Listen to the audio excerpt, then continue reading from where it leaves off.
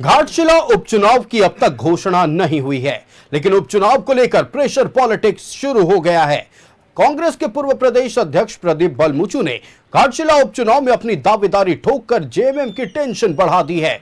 प्रदीप बलमुचू ने झारखंड मुक्ति मोर्चा को अपने दम पर चुनाव लड़ने की भी चुनौती दी है, जिस पर जेएमएम ने पलटवार किया है। देखिए रिपोर्ट। घाटशिला उपचुनाव को लेकर घमासान, प्रदीप बलमुचू ने सीट पर ठोकी दावेदारी, जेएमएम को अकेले चुनाव लड़ने की दी चुनौती।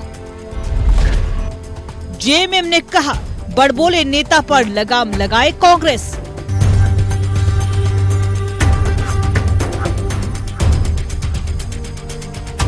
घाटशिला उपचुनाव को लेकर कांग्रेस के पूर्व प्रदेश अध्यक्ष प्रदीप बलमुचू ने जेएमएम की टेंशन बढ़ा दी है। प्रदीप बलमुचू ने घाटशिला सीट पर दावेदारी ठोकी, जेएमएम से कांग्रेस के लिए घाटशिला सीट छोड़ने की मांग की है। यही नहीं, प्रदीप बलमुचू ने जेएमएम को अपने दम पर चुनाव लड़ने की चुनौती भी दी है।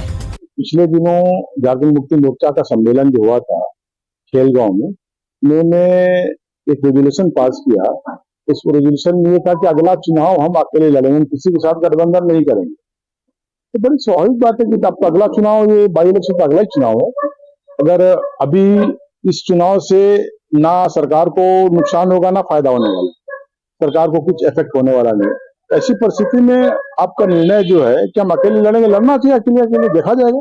घाटशिला सीट से 3 बार विधायक रह चुके प्रदीप बलमुचू ने कहा है कि लोकसभा में कांग्रेस ने अपनी इकलौती सिंहभूम सीट जेएमएम को दी थी। ऐसे में अब जेएमएम को बड़ा दिल दिखाने का समय है।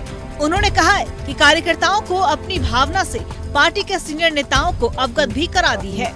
तो हम एक लोकसभा आपको दे सकते हैं, तो आपको एक विधानसभा देने में क्या दिक्कत है? अगर आप चाहते हैं गठबंधन की राजनीति, तो हम लोग को भी दीजिए, जैसा हमने दिया वहां पर आप हमको दे दीजिए। अब नहीं है तो फिर अकेले लड़िए, ये तो आपका निर्णय है कि हम अकेले जाएंगे। हमका स्वागत है भाई, आप अपना लड़िए, पता चल जाएगा आप कहाँ हैं, हम कहाँ हैं। इससे कुछ होने वाला भी नहीं है, सरकार गिरेगी भी नहीं। आपको आपका दम पता चल जाए, हमको अपना दम पता चल जाएगा। प्रदीप बलमुचू की चुनौती पर पलटवार करते हुए जेएमएम ने उनकी राजनीतिक हैसियत बता दी। यही नहीं, कांग्रेस से अपने बड़बोले नेताओं पर लगाम लगाने की भी मांग की है। जेएमएम ने कहा है कि ऐसे बड़बोले बयानों से गठबंधन की गांठ कमजोर होती है। अकेले लड़ने के लिए हम लोगों को परमिशन लेने की थोड़ी जरूरत पड़ेगी कि बलमुचू जी से परमिशन लें, और बलमुचू जी बहुत बड़े नेता बनते हैं, क्या कुछ हैं। चलिए, कांग्रेस में है, सम्मान है उनका।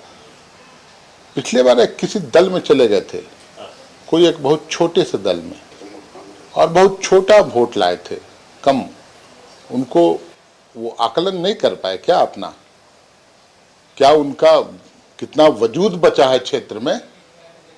मैं कड़े शब्दों का प्रयोग नहीं करना चाहता, लेकिन इस तरह की बातें करने से पहले अपने आला कमान से परमिशन ले लें और कांग्रेस आला कमान से बात करें। जेएमएम और कांग्रेस में जारी बयानबाजी पर बीजेपी ने भी चुटकी ली है। साथ ही ये दावा किया है कि घाटशिला में अब की बार कमल खिलना तय है। स्वर्गीय रामदास सोरेन जी को दी थी, इस बार तो हेमंत सोरेन सरकार अपने 9 महीने के कार्यकाल में फिर से एक्सपोज हो गई है।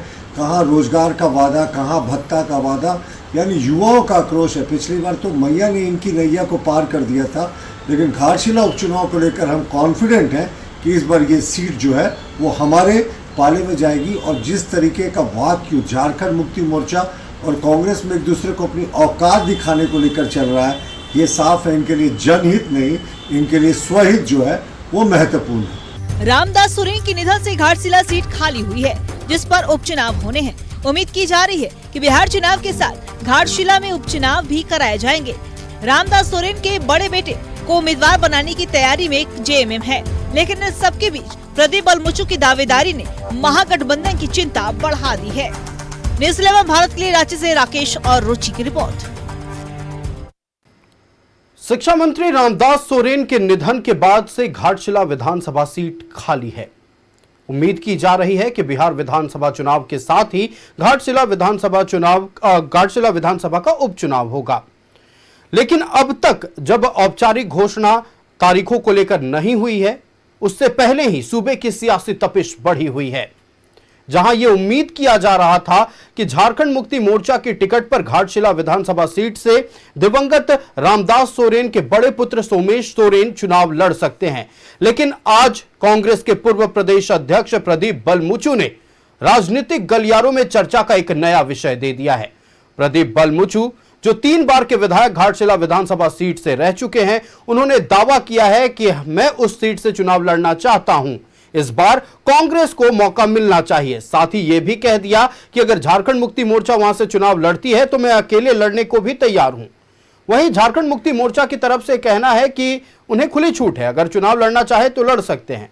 लेकिन अगर इतिहास के पन्नों को पलट कर देखें, साल 1995, साल 2000 और साल 2005 का विधानसभा चुनाव जीतकर प्रदीप बलमुचू ने अपने नाम का लोहा मनवा चुके हैं।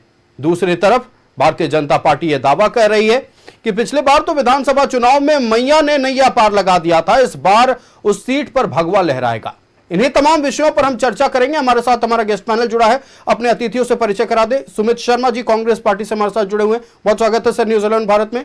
प्रतुल शाहदेव जी हमारे साथ जुड़े हुए भारतीय जनता पार्टी से, प्रतुल जी बहुत स्वागत है न्यूजीलैंड भारत में। क्षितिज मिश्रा राष्ट्रीय जनता दल से हमारे साथ जुड़े हुए हैं, क्षितिज जी बहुत स्वागत है न्यूजीलैंड भारत में। और हमारे साथ उमेश तिवारी एलजेपीआर से जुड़े हुए, उमेश जी बहुत स्वागत है न्यूजीलैंड भारत में। सबसे पहले कांग्रेस पार्टी का रुख करते हैं। गठबंधन में क्या सब कुछ ठीक नहीं है? क्या एक उपचुनाव को लेकर कांग्रेस पार्टी हो या झारखंड मुक्ति मोर्चा के बीच बात नहीं बन पा रही है? आपके पूर्व प्रदेश अध्यक्ष दावा ठोक दिए हैं। देखिए आयुष जी, हमारे बहुत सम्मानित नेता हैं आदरणीय प्रदीप बलमुचू जी, और दादा हमेशा घाटशिला सीट पे एक निर्णायक भूमिका में रहे हैं और कांग्रेस के एक बहुत पुराने और सच्चे सिपाही हैं।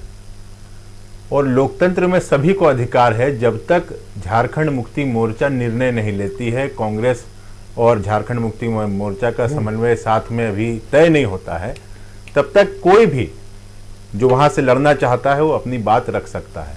उन्होंने ये बिल्कुल भी नहीं कहा कि मैं जो है गठबंधन धर्म का पालन नहीं करूंगा, ये तो बिल्कुल नहीं कहा है। अपनी उम्मीदवारी वो वहां रख रहे हैं और उन्होंने आला कमान, कांग्रेस के आला कमान को भी अपने भावनाओं से अवगत कराया है, तो वो इस चीज को देख रहे हैं।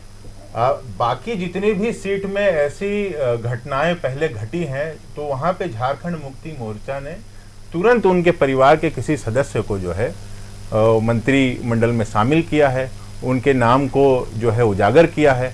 घाटशिला एकमात्र अभी आप सीट देख रहे होंगे इतने समय से जहां पे ये निर्णय उनके ओर से नहीं हो पाया है, तो वो रास्ता खुला हुआ है। और प्रदीप दा का इतिहास बहुत ही जबरदस्त इतिहास रहा है, और संयुक्त झारखंड बिहार जब संयुक्त था और उसको अलग होने की प्रक्रिया चल रही थी, तब प्रदीप दा जैसे लोगों ने झारखंड बनने के लिए अपने मंत्री पद की आहुति दी थी। तो उन्होंने झारखंड निर्माण में अपना संघर्ष जो है उसकी आहुति दी है, और इस नाते उनका हक बनता है, और वो अपने हक के नाते इस बात को कह रहे हैं। पर ये बिल्कुल नहीं कह रहे हैं कि वो पार्टी से इतर जाएंगे, पार्टी के जो निर्णय होंगे उससे दूर खड़े होंगे, वो बिल्कुल नहीं कह रहे हैं। हाँ, इनका दावा बनता है, उसको वो पेश कर रहे हैं, और जो भी सर्वसहमति से निर्णय होगा उसको वो सर्वमान्य होगा। ये एक बात और उन्होंने यहाँ पे स्पष्ट किया है अपने मंतव्य में कि हमने जेएमएम को अपना एक सीट जो है वो दिया था लोकसभा चुनाव में। तो ऐसा होता है कि जिस सीट पे पहले हम लड़ रहे होते हैं, आपको गठबंधन धर्म में अगर लगता है कि इस बार उनका कैंडिडेट ज़्यादा वहाँ पे प्रभावशाली हो सकता है, तो दिया जाता है। उसी नज़रिए से जो है प्रदीप दा भी इसको रख रहे हैं, और कांग्रेस और जेएमएम में बिल्कुल भी इसमें दरार नहीं है। ये दो भाई भी, अब मान लीजिए 2 भाई हैं वहाँ, अगर 2 भाई उनके परिवार के भी अगर कहने लगे कि मैं मजबूत हूं, तो उसमें भी तो जेएमएम विचार करेगा ना। इसी तरह ये एक परिवार है, कांग्रेस जेएमएम परिवार है, आरजेडी एक परिवार है, और हम परिवार के नाते अपनी बात रख रहे हैं और परिवार के प्लेटफॉर्म पे रख रहे हैं। तो ये प्लेटफॉर्म पे निर्णय होगा, और मुझे लगता है बहुत अच्छा निर्णय आएगा। चलिए, आप कह रहे हैं कि प्रदीप बलमुचू कह रहे हैं कि हम गठबंधन धर्म निभाएंगे, लेकिन उनका कहना है कि हम गठबंधन धर्म अलग बात, उससे परे आइए सामने सामने चुनाव लड़ लेते हैं। झारखंड मुक्ति मोर्चा और कांग्रेस भी इस सीट पर चुनाव लड़ती है इस पे और साथ ही उन्होंने जोड़ा है कि इस पर तो सरकार गिरेगा नहीं, तो चलिए ये भी आजमा कर देख लेते हैं। ये उन्होंने एक अच्छा अपना सुझाव इस पे रखा है कि इस पे सरकार के सेहत पे कोई फर्क नहीं पड़ना। ये प्रदीप दा का बिल्कुल कोट लाइन में आपको बता रहा हूं। वो बोल रहे हैं इससे सरकार के सेहत पे कोई फर्क नहीं पड़ेगा, इस नाते हम ट्राई कर सकते हैं, ऐसा उनका कहना है। चलिए, पर ये अल्टीमेटली तय तो आला कमान को करना है। दूसरी बात वो कह रहे हैं कि एक रेजोल्यूशन जो इन्होंने अपने अभी अधिवेशन में लेकर के आए थे कि अगली चुनाव हम जो है 29 की अकेले लड़ेंगे, उस रेजोल्यूशन के आधार पे ये उनका अगला चुनाव आ गया है, ऐसा प्रदीप दा का कहना है। इसलिए उन्होंने ये बात कहा है। और प्रदीप दा उस विधानसभा के कदावर नेता हैं और कार्यकर्ताओं की भी भावना को उनको कम से कम अलग कमान तक रखना है, इसलिए वो उस भावना को रख रहे हैं। चलिए, कार्यकर्ताओं की भावना को अलग कमान तक रखना है, मीडिया के सामने चुनाव के डेट की घोषणा से पहले आकर बोल रहे हैं। कोई बात नहीं, हम चलते हैं भारतीय जनता पार्टी के पास। प्रतुल शाहदेव जी हमारे साथ है। प्रतुल जी, एक तरफ जहां कॉन्फ्लिक्ट देखने को मिल रहा है, सीधे तौर पर कांग्रेस के पूर्व प्रदेश अध्यक्ष ने दावा ठोककर सियासी तपिश बढ़ा दी है, दूसरी तरफ आप कह रहे हैं कि इस बार तो भगवा लहराना तय है।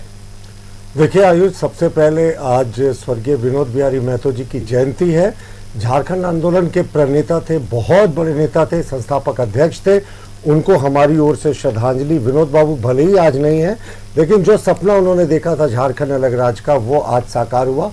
तो विनोद बाबू बहुत बड़े नेता थे। हम सरकार से माफ कीजिएगा, मांग करते हैं कि विनोद बाबू की जीवनी को भी शिबू सोरेन जी की तरह जो है पाठ्यक्रम में शामिल किया जाए, क्योंकि साहब झारखंड मुक्ति मोर्चा के संस्थापकों में वो थे।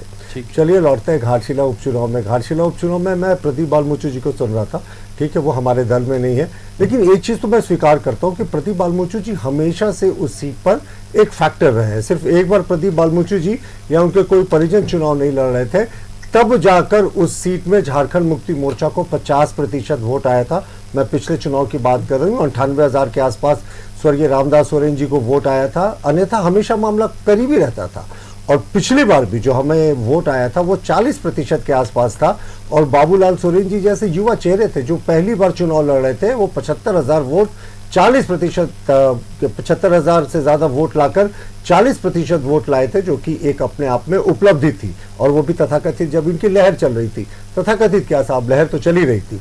और JLKM की जो बात करें तो JLKM भी 4.42% लाया था पिछली बार, करीब 9,000 के आसपास उसका वोट परसेंटेज था।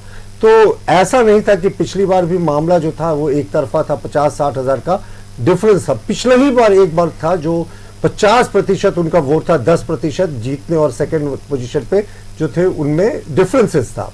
और आप देखिए कि लौटते हैं अगर हम लोग इससे पहले के 2019 के चुनाव में, तो स्वर्गीय रामदास सोरेन जी को 63,000 से ज़्यादा वोट आए थे, करीब 37% उनका वोट परसेंटेज था। और जो हमारे मार्डी जी थे वो दूसरे नंबर पे थे, 56,000 से ज़्यादा वोट आए थे, 33% से ज़्यादा उनका वोट था, यानी सिर्फ 4% का डिफरेंस था। और प्रदीप बालमुचु जी आजसू के टिकट पे लड़े थे और उनको फिर भी 31,910 वोट आया था, यानी 18.77% उस समय के चुनाव में प्रदीप बालमुचु जी को आया था। पिछली बार वो या उनके कोई परिजन चुनाव नहीं लड़े थे। 2014 में चलते हैं तो उस समय तो बीजेपी विजयी रही थी, लक्ष्मण टुडू जी जीते थे, पर फिर भी करीबी मामला था। 52,000 वोट लाकर हमारे कैंडिडेट जीते थे। दूसरे नंबर पर स्वर्गीय रामदास सोरेन जी थे 46,000 वोट के आसपास में। लेकिन अंतिम जो मैं आपको उदाहरण दे रहा हूं, ये सच में ये सबसे इसका शानदार उदाहरण है कि चुनावी रणनीति कैसे पूरे तरीके से बिगड़ जाती है किसी के खड़ा होने से। अब देखिए, मैं बात कर रहा हूं 2009 के चुनाव की। स्वर्गीय रामदास सोरेन जी ने चुनाव को जीता था 38,283 वोट लाकर, और आपको पता है सिर्फ 1,000 वोट पीछे थे प्रदीप बालमुचु जी। हम तीसरे नंबर पे थे, सुरेश सिंह बेसरा जी चुनाव लड़े थे, उनको 28,000 वोट आए थे। और आंसू से कानू समझ जी चुनाव लड़े थे, उनको 10,000 से ज्यादा वोट आए थे। यानी उस समय जो JMM के विजेता थे और जो प्रदीप बालमुचु जी थे, सिर्फ 1,000 का डिफरेंस था। और हम जो थे वो हम उनसे सिर्फ विजेता से 8,000 वोट पीछे थे। तो ये हमेशा करीब का मामला चलता रहा है। अब देखिए, इस सरकार के खिलाफ युवाओं का गुस्सा फूकना चालू हो गया है। देखिए, इन्होंने 10 लाख नौकरियों का वादा किया था कि इस बार 10 लाख नौकरियां देंगे, पहले 3 महीने के भीतर रोड मैप बताएंगे, कुछ नहीं हुआ। अभी सरकारी आंकड़ों के अनुसार 1556 नियुक्ति पत्र मुख्यमंत्री जी ने पहले 9 महीने में बांटे हैं, जो 10 लाख के टारगेट का 0.15% है। यानी 0.25% नहीं, 1% तो बहुत दूर की बात है। तो सरकार को 10 लाख नौकरियां करनी अगर पूरी अपना लक्ष्य 5 वर्षों में, तो इसको तो रोड मैप देना होगा, और कम से कम अभी तक 5-10% तो इनको दिखाना चाहिए था, पर ये तो 1% का भी छठा हिस्सा नहीं पहुंच पाए। दूसरी बात, जो बेरोजगारी भत्ता देने की इन्होंने बात की थी, अभी भी सरकार के पास वो बेरोजगारी भत्ते के लिए पैसे नहीं है। सारा पैसा मैया सम्मान योजना में डाइवर्ट हो गया। चलिए, अच्छी सरकार की योजना थी, मैया के ही जोर पे इनकी नैया मतलब आपका कहना है ये तमाम जो मुद्दे हैं चुनावी परिणाम को भारतीय जनता पार्टी के हक में लेकर जाएगा, क्योंकि सरकार से बहुत आशाएं अपेक्षाएं थी ना, और ये आशाएं अपेक्षाएं थी, और प्रदीप बालमुचु जी को तो हम लोग साफ सुन रहे थे। उन्होंने कहा कि साहब अगला चुनाव जो था वो हम लोग अलग अलग होकर लड़ेंगे, और उनके जिस तरीके के तेवर थे, मुझे लगता है वो चुनाव में जरूर उतरेंगे। बड़ा दिलचस्प होगा इस बार घाटशिला का चुनाव। और एक जेएमएम की जो स्ट्रैटेजी है, मुझे लगता है देश में शायद ही कोई दूसरा राज्य अपनाता है, ये चुनाव में थोड़े सशंकित रहते हैं। तो इसलिए अगर किसी का बदकिस्मती से देहांत हो जाता है सिटिंग कैंडिडेट का, और वो जेएमएम का होता है, तो उसके पुत्र या उसके परिजन को ये मंत्री पहले बना देते हैं। तो इंतजार कीजिए, स्वर्गीय रामदास सोरेन जी के भी पुत्र किसी भी समय, अब पितृपक्ष खत्म हो गया, मंत्री बन जाएंगे। लेकिन ये इनकी हताशा दिखाता है। चलिए राष्ट्रीय जनता दल के पास चलते हैं। क्षितिज जी, मधुपुर का जिक्र कर लें, बेरमो जिक्र कर लें, या फिर हम जिक्र कर लें डुमरी का, हमने देखा है कि उपचुनाव होते हैं तो सिंपैथी वोट मिलता जरूर है। ऐसे में जब लगभग ये तय माना जा रहा था कि झारखंड मुक्ति मोर्चा की टिकट पर सोमेश सोरेन, जो कि दिवंगत रामदास सोरेन के बड़े पुत्र हैं, वो चुनाव लड़ेंगे, ऐसे में प्रदीप बलमुचु जैसे कद्दावर नेता का दावा करना क्या गठबंधन के लिए बड़ा टेंशन का विषय नहीं है? देखिए, ये हमारा जो गठबंधन है आयुष जी, यहाँ यही गठबंधन की खूबसूरती होती है कि जब तक चुनाव में टिकट नहीं दे दिया जाए किसी कैंडिडेट का, हर कोई दावा करता है। जो भी अपना मेहनत कर रहे हैं जो कैंडिडेट, वो दावा तो करेंगे कि हाँ हमें टिकट दिया जाए, और इसमें दावा करने में गलत कहाँ है। दूसरी तरफ देखिए, भारतीय जनता पार्टी इस बात से खुश है कि प्रदीप जी चुनाव लड़ेंगे तो ये जीत जाएंगे। इन्होंने पूरा आंकड़ा गिनाया, तो अच्छी बात है, खुश होनी चाहिए कि, लेकिन ये पहले हो जाने दीजिए। प्रदीप जी, राजनीतिक जोड़ घटाव तो ऐसे ही होता है ना सर? सॉरी, राजनीतिक जोड़ घटाव तो ऐसे ही होता है। राजनीतिक जोड़ घटाव में हम क्या करें कि किसी को जिसको टिकट मिला नहीं है, जो लड़ नहीं रहा है कि नहीं लड़ रहा है, उसमें हम ये तय कर लें कि वो चुनाव लड़ेगा तो हम जीत रहे हैं। उम्मीद तो सबको रहती है ना? नहीं, उम्मीद रहनी चाहिए, लेकिन उम्मीद अपने दम पे रहनी चाहिए ना। प्रदीप जी चुनाव लड़ेंगे तो हम जीत जाएंगे, ये उम्मीद क्या होनी चाहिए? ये उम्मीद क्या होनी चाहिए? ये उम्मीद नहीं होनी चाहिए। उम्मीद अपने संगठन पे होनी चाहिए, उम्मीद अपने लोगों पे होनी चाहिए, उम्मीद उन लोगों पे होनी चाहिए जिनको ब्रांड एम्बेसडर बनाया गया था भ्रष्टाचार का, और जो लोग की खुद ही भ्रष्टाचार में संलिप्त थे, जिन पर मोदी जी आरोप लगाए थे, और घुसपैठिए पे इन्होंने पूरा चुनाव लड़ा। बिल्कुल, ये झारखंड का ही मुद्दा है ना। घुसपैठिए पे झारखंड में चुनाव नहीं लड़े थे क्या? फिर लड़ेंगे, चुनाव का मुद्दा रखेंगे, फिर लड़ेंगे क्या ये लोग भ्रष्टाचार पर?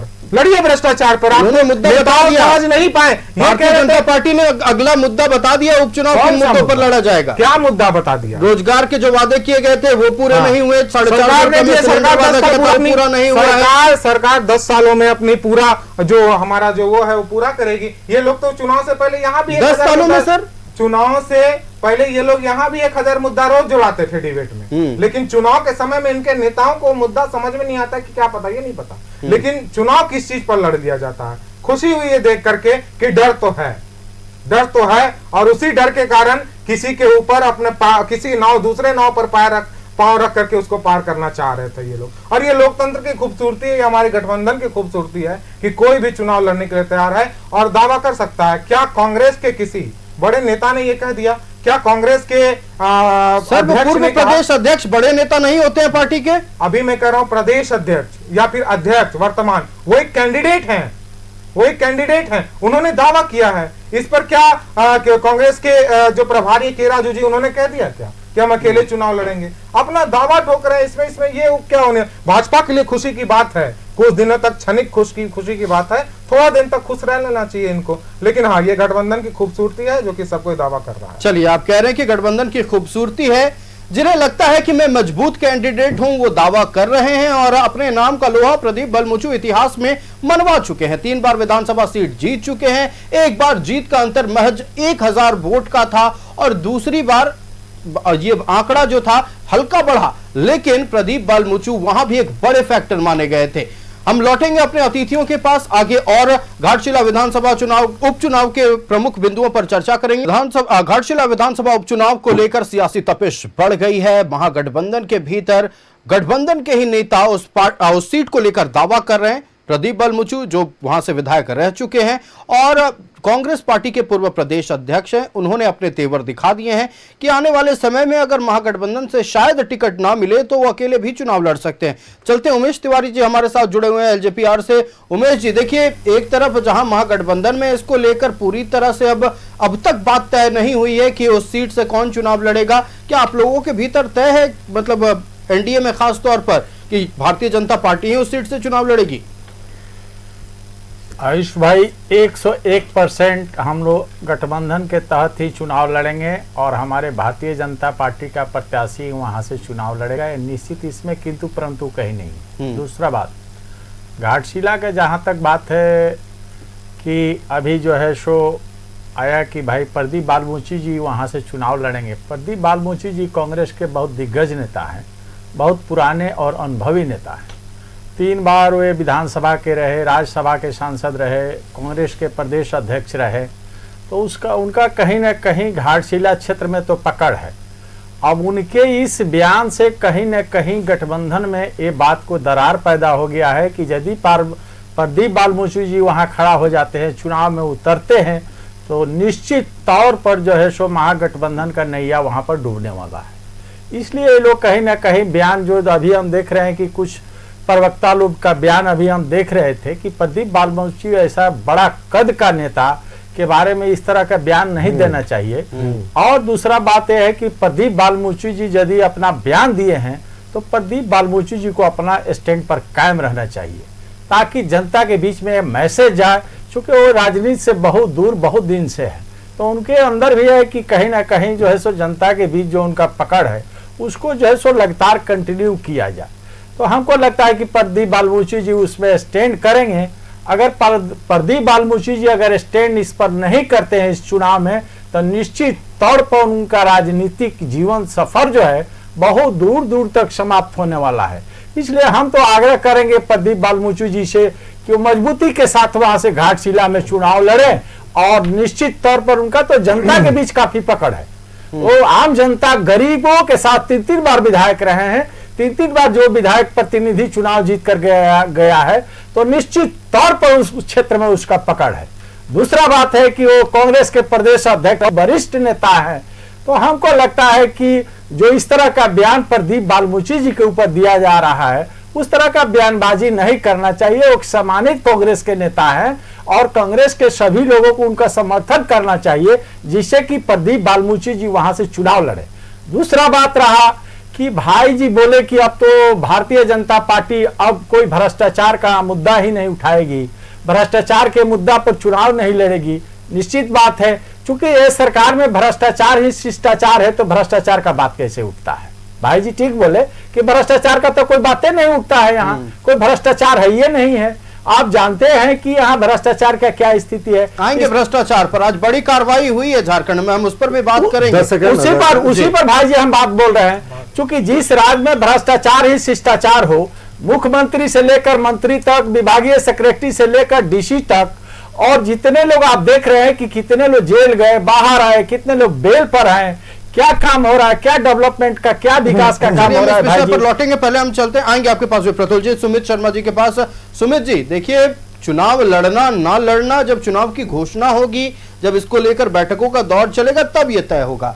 लेकिन झारखंड मुक्ति मोर्चा जो कि गठबंधन का ही हिस्सा है, प्रदीप बलमुची के लिए यह कह देना कि छोटी सी पार्टी से चुनाव लड़े थे, छोटे सा वोट उन्हें मिला था, वो देख लिए थे कि उनका क्या हैसियत रह गया, इस तरह क्या आप लोगों को भी अच्छा लगता है सुनकर? देखिए, मेरा सिर्फ इतना कहना है कि जिन्होंने ये टिप्पणी किया है, क्या वो कभी चुनाव लड़े हैं?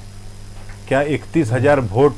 लेकिन है तो जेएमएम के ऑफिशियल स्पोक्स पर्सन ना सर, जेएमएम के ऑफिशियल स्पोक्स पर्सन है, तो इसका मतलब ये तो नहीं है कि आप अपने से बड़े कोई नेता हैं और उसके बारे में कुछ इस तरह से कहेंगे। वो अधिकार आपको कांग्रेस ने नहीं दिया है। कांग्रेस ने आपको ये जरूर अधिकार दिया है कि हम जब साथ में समन्वय करते हैं और सीट का तय करते हैं, तो उस धर्म को हम लोग साथ में परिवार में निभाते हैं।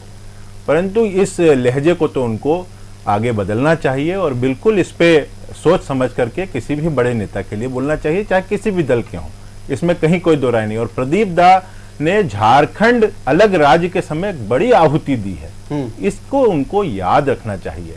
ये उस दौर के नेता हैं और आज भी जमीन में पकड़ है। जैसा कि अभी एलजेपी के हमारे प्रवक्ता भैया ने कहा, उन्होंने कहा कि अब अगर नहीं लड़ेंगे, राजनीति से बहुत दिन से दूर हैं, राजनीति समाप्त हो जाएगी, ऐसा बिल्कुल भी नहीं है। आज भी प्रदीप दा जन मुद्दों को लेकर के जनता के बीच में लगातार देखिए जिस भरोसे से वो कह रहे हैं वो और आगे भी वो रहेंगे, आगे भी वो लगातार रहेंगे। और इस बार ये तय है कि अगर गठबंधन में तय, ये तो तय होगा ही कि सीट किसको मिलना है। आपको ये मैं निश्चित करके जा सकता हूं, प्रदीप दा बिल्कुल अपने पार्टी के स्टैंड के साथ खड़े रहने वाले व्यक्ति हैं, चाहे पार्टी और गठबंधन जो भी डिसीजन। हाँ, बिल्कुल। चलिए चलते हैं भारतीय जनता पार्टी के पास। प्रतुल जी, एक फाइनल कमेंट इस विषय में। मैं कांग्रेस के विद्वान प्रवक्ता को सुन रहा था, मैं भी एक बात से सहमत हूं कि व्यक्तिगत टिप्पणी का कोई जगह नहीं होता है। अगर आप राजनीति में हैं और अब जो भी प्रवक्ता बोलता है उसके निजी विचार नहीं होते, वो अध्यक्ष के बिहाफ पर बोल रहा होता है।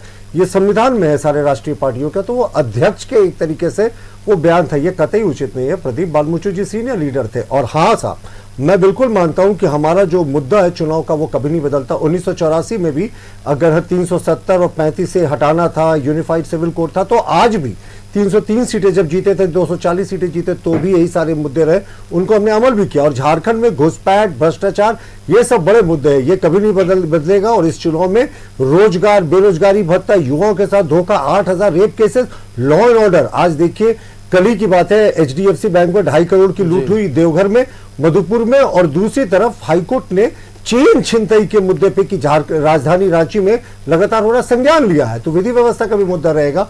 तो ये सारे मुद्दे हमारे लिए हैं। और प्रदीप बालमुचु जी 2014 में चुनाव नहीं लड़े थे, उनका कोई परिजन भी नहीं लड़ा था जब लक्ष्मण टुड्डू जी को जीत मिली थी बीजेपी से।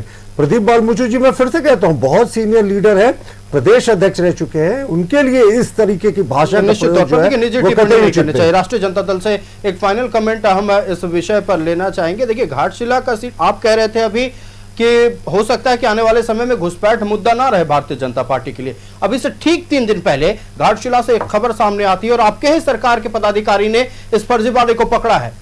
बड़े पैमाने पर मुस्लिम बच्चों का फर्जी जन्म प्रमाण पत्र बनाया गया है सर घाटशिला में, और आपके ही अधिकारी ने पकड़ा है, तो आप कैसे कह सकते हैं ये मुद्दा नहीं होगा? देखिए ये मुद्दा और ये दिल्ली में घुसपैठ कहाँ चला गया? देखिए मुद्दा एक अलग चीज होती है, मुद्दा पे आप चुनाव लड़े सर, तुरंत रांची से आप लोग दिल्ली का फ्लाइट पकड़ लेते हैं, घाटशिला पर नहीं कहिएगा। देखिए अब आप बोल रहे हैं अगर आप दिल्ली में लगातार धड़ाधड़ घुसपैठियों को पकड़ के बाहर कर दिया, तो हम भी तो कह रहे हैं पकड़ो, बाहर करो, दिल्ली से स्टार्ट करो। सर आप तो मानने को ही तैयार नहीं है कि झारखंड में घुसपैठ हुआ है, आप कहां बाहर कर रहे हैं? मैं फिर कह रहा हूं आयुष जी, अगर हमारे उन्होंने इसको पकड़ा है और इसके बाद फिर वो करा, तो इस अगला स्टैंड क्या होगा बीजेपी का? देखिए वो अगर फर्जीवाड़ा किया है तो घुसपैठिया हो गया, क्या वो घुसपैठिया है? फर्जीवाड़ा हुआ ये सच है, लेकिन अचानक से एक इलाके में 4-4 हजार मुसलमान का कैसे जन्म प्रमाण पत्र बन जाता है? ये सवाल हम नहीं पूछ रहे हैं, ये सवाल बीडीओ महोदय ने पूछा है। बीडीओ महोदय ने पूछा है, क्या बीडीओ महोदय ने इनका जवाब बीडीओ महोदय या वहां के लोग देंगे? लेकिन सरकार लेगी सर, हमारा काम हो जाएंगे। नहीं आयुष, ये कमाल का बात है, वो घुसपैठिए तक हो गए क्या कि नहीं? वो जो जितने फर्जीवाड़ा में नाम निकला वो सब घुसपैठिए हो गए। तो मतलब आप भी मानते हैं ना कि घाटशिला में घुसपैठ या फिर फर्जीवाड़ा एक मामला है? नहीं फर्जीवाड़ा मामला है, घुसपैठ है। अगर कोई बोलता है नहीं वो घुसपैठ कैसे हो गया, भाजपा कैसे तय कर दिया? भाजपा बहुत सारा घुसपैठिया उनको दिल्ली में भी था। मैं अपने साथी के समय में बोलना चाहता हूं। अभी क्या है, एसआईआर लाने जा रही है election commission of India Jharkhand में, और ये एसआईआर जैसे ही वो लेकर के आएंगे तो सबसे पहले 2003 के वोटर लिस्ट के नाते जो है उसको चेक करेंगे और उसमें वो मांगेंगे जन्म प्रमाण पत्र। अगर एक कोई समाज इतना परिपक्व हो गया है कि अपने जन्म प्रमाण पत्र को बनाने जा रहा है, तो आप सीधे उस समाज के नाम से उसको टारगेट करिए। ये काम नहीं करना हम नहीं कह रहे सर, आपके पदाधिकारी का ये जांच रिपोर्ट है। उन्होंने इसलिए कहा क्योंकि उनको अल्टीमेटली जैसे ही इलेक्शन कमीशन ऑफ इंडिया इसका नोटिफाई करेगा एसआईआर का, तो वो पदाधिकारी स्वतः इलेक्शन कमीशन ऑफ इंडिया के पदाधिकारी हो जाएंगे और सरकार के अधीनस्थ नहीं रहने वाले। ठीक है, तो किसी विचारधारा को अगर आप दिमाग में बैक ऑफ द माइंड लेकर के चलते हैं तो इस तरह से हो सकता है, वो कर सकते हैं। और जैसे ही वो अपना बर्थ सर्टिफिकेट नहीं प्रेजेंट कर पाएगा या कर देगा तो उसके पिताजी का मांगा जाएगा बर्थ सर्टिफिकेट, वो कहां से करेगा? तो इतना सारा वोट अभी ये लोग चलिए, कैंसिल final करने comment वाले लेते हैं। हैं इलेक्शन कमीशन। इस पर इसी अभी के हम लिए चर्चा राहुल करने जी बार-बार जाएंगे, संघर्ष कर रहे हैं। बहुत लंबा इस पर चर्चा हो सकता है। हम चलते भारतीय जनता पार्टी के आखिरी 30 सेकंड प्रतुल जी। देखिए, घाटशिला से जो मामला था राष्ट्रीय स्तर पर चर्चित हुआ था साहब कि पिछले 3-4 वर्षों में 4000 मुसलमान एक पर्टिकुलर इलाके में कैसे आ गए। बिल्कुल उसी तरीके से आए हैं जिस तरीके से संथाल परगना में 1951 से 2011 के बीच मुसलमानों की आबादी 14% बढ़ गई और आदिवासियों की आबादी इसी कालखंड में 16% घट गई।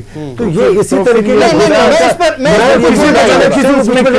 मुझे नहीं टोकी नहीं करे। मैंने कहा कि उसी तरीके से जैसे संथाल परगना में डेमोग्राफी बदली है, यहां भी डेमोग्राफी बदली है। इसकी गहन जांच नहीं, देखिए, ये जांच का विषय और चर्चा का विषय इसलिए भी हो गया क्योंकि जिस पदाधिकारी ने जांच किया उन्होंने ही कहा है कि एक पंचायत में जहां मुस्लिम परिवार है ही नहीं वहां 1500 बच्चों का कैसे जन्म प्रमाण पत्र बन जाता। खैर, ये अलग विषय है, इस पर जांच होनी चाहिए। जब रिपोर्ट सामने आएगा तो दूध का दूध और पानी का पानी हो जाएगा। हम चर्चा कर रहे थे घाटशिला विधानसभा उपचुनाव को लेकर, गठबंधन के भीतर जो बातें चल रही हैं उसको लेकर। दावेदारी अलग अलग राजनीतिक दलों की अलग अलग है। आने वाले समय में इसको लेकर बातें साफ हो जाएंगी।